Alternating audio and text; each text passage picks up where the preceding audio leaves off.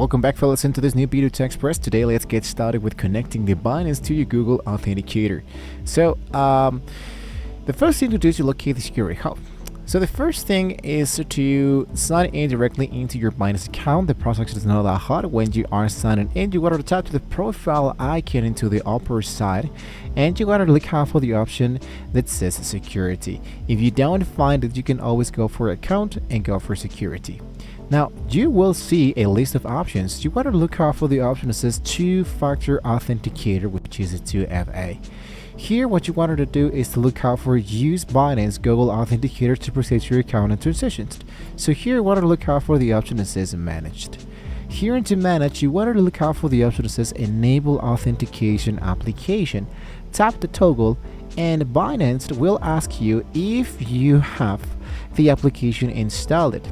So in my case, it will be asking me for a 1x6 verification digit code that was sent into my actual mail.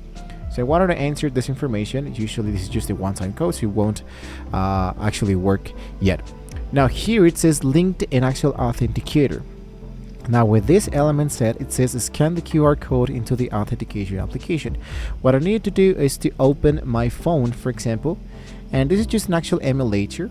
But I'm going to show you this a quick example of how we can actually get started. So look out for the actual option here that says look, and go for Google Authenticator, and there we go. So I select that element and look out for the option that says install. So just like that, it will be appearing directly inside here the actual authentication code. So when I click directly here into open, what's going to happen here is that it will be telling you, in this case I hit for open once again. If this one actually doesn't work right away, let's go back. Here's the authenticator. I hit for open, and basically what I do is to just go for continue, add a new code. You can scan this actual code or just use an actual coding element. In this case, it asked me for scanning this specific code. So what I do is to hit for next when I finished, and I enter my actual code that is provided to me, and it will be appearing something like this here. When you do it, so here will be appearing only 6 codes that will be disappearing after a few seconds, and it will be refreshing every single time with these different codes.